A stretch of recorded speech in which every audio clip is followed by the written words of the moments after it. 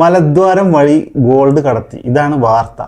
സത്യം പറഞ്ഞാൽ നമ്മൾ ഈ സ്വർണ്ണക്കടത്ത് സംബന്ധിച്ച വാർത്തകൾ, അറസ്റ്റുകൾ ഇത് നമ്മൾ അത്ഭുതത്തോടു കൂടി വീക്ഷിക്കാറുണ്ട് ഇല്ലേ?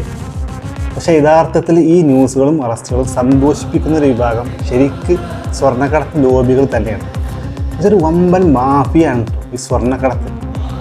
കാരണം നെടുമ്പാശ്ശേരി വഴി 3 കിലോ സ്വർണം കടത്തി, കരിപ്പൂർ വഴി 2 കിലോ സ്വർണം കടത്തി. 6 മാസം കൂടുമ്പോൾ ഒരു വാർത്ത ഇവർ മനഃപൂർവ്വം ക്രിയേറ്റ് ചെയ്യുന്നതാണ്. കാരണം സാധാരണക്കാരായ ആളുകൾ സ്വർണം കടത്താൻ പാടില്ല, ഭയപ്പെടണം. ഈ എയർപോർട്ടുകളിലൊക്കെ ചെക്കിങ് അധികരിക്കുന്ന സമയത്താണ് ശരിക്കും സ്വർണം ഇഷ്ടംപോലെ കടത്തുക. പക്ഷെ സാധാരണക്കാരല്ല കടത്തുന്നത്, ഇവരാണ്. ഒരു 6 മാസം കൂടുമ്പോഴെങ്കിലും ഈ സ്ത്രീകൾ, ഏതെങ്കിലും ഒരു സ്ത്രീകളാണ് ഇവരുടെ ഇരകളാവുന്നത്. ഈ സ്വർണം കൊടുക്കുന്ന ആളുകൾക്ക് അറിയാം, നാട്ടിലെത്തിക്കാൻ പറഞ്ഞ് കൊടുക്കുമല്ലോ, അവർക്ക് അറിയാം ഇവർ പിടിക്കപ്പെടുന്നുള്ളത്. പക്ഷേ ഈ ഒരു വാർത്തയുടെ ഭാഗമാവാൻ വേണ്ടിയിട്ട് പോവുകയാണെന്ന് ഇവർക്കറിയാം.